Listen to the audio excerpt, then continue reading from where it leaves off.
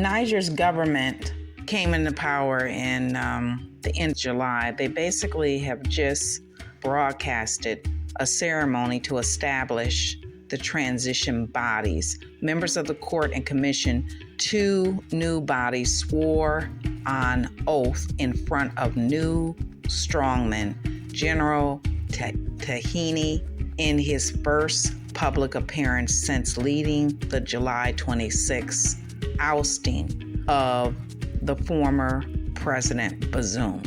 Military chief, government members, traditional chiefs, religious figures, and foreign diplomats attended the inauguration in the capital of Niamey.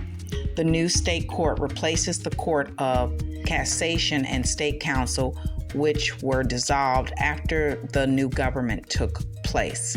According to the order setting out public powers during a transition period leading to elections. For now, the new government has demanded up to a 3-year transition back to civilian rule, but no date has been fixed for elections. And I personally think that for as long as this new government is raising the price on their uranium, for as long as this new government is working on lifting their people up out of poverty and building infrastructure, they need to stay in as long as possible. And they can also create a type of government that is not only democratic, but very much so progressive, more than what you would see in the West in terms of how they arrange their cabinet. So they don't really have to leave. They may need to just rearrange things if they like to and have the people vote on it, because the whole goal here is to make sure that the people of Niger have electricity, have infrastructure, have meaningful jobs, have safety and security, clean water, good food, and have fair economic trade throughout the world with whomever they choose. I'll go on to read. For now, the new government has demanded up to 3 years in transition. So again, I'm not for them saying any particular date. They don't have a date fixed. I'm for them uplifting the people. The Anti-Corruption Commission's main role will be recovering an illegal, acquired, misappropriated public property, which I'm sure is very important given the fact that they had both the United Nations and definitely France military and France's basic government there for over 10 years and didn't seem to accomplish a bit. It is made up of judges, army, and police officers, and representatives of civil society. That sounds like kind of what I was talking about. They don't really have to leave. They can just restructure it, and it can be more, their government can be more progressive than any Western government in the world, as long as they use their collective creativity and have people vote on things and take part in the process, as well as lifting up the people of Niger. Tchiani has promised to hold a national dialogue. Excellent. See, they're thinking forward. They're forward thinking. I mean, they can't miss with what they're doing. I highly have my hats off to them in the way that they exited the French out of their country, the way that they've exited the UN out of their country without striking any military blows. I mean, they used their intelligence. They played chess, not checkers.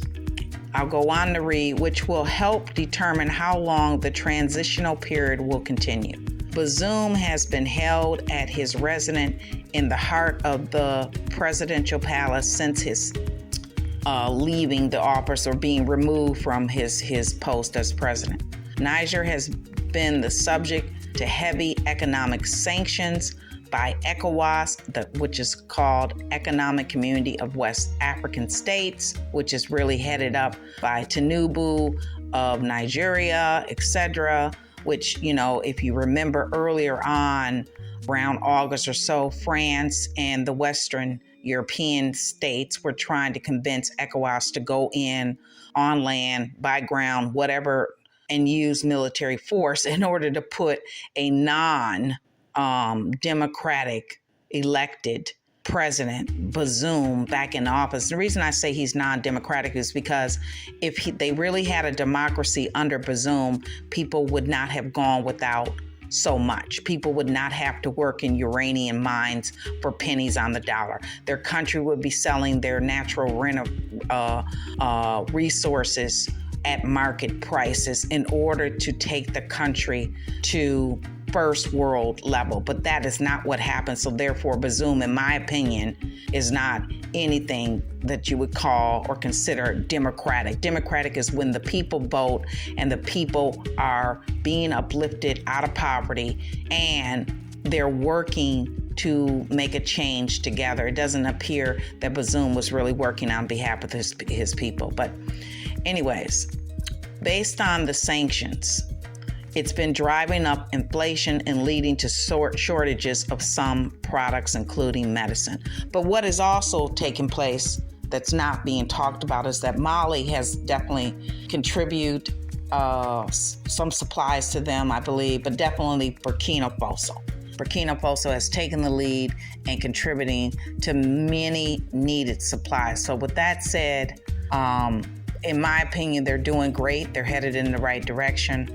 I want to talk a little bit more about what's happened in Mali since I happened to inadvertently mention that.